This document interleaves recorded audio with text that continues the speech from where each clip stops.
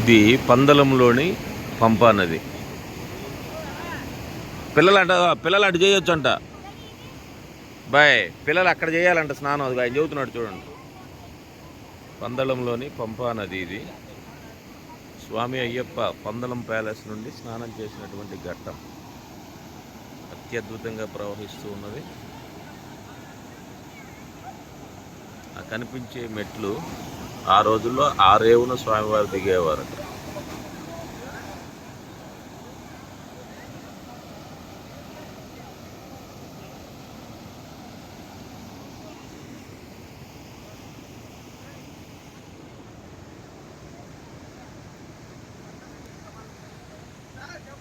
పైన పందరం ప్యాలెస్ ఉన్నది.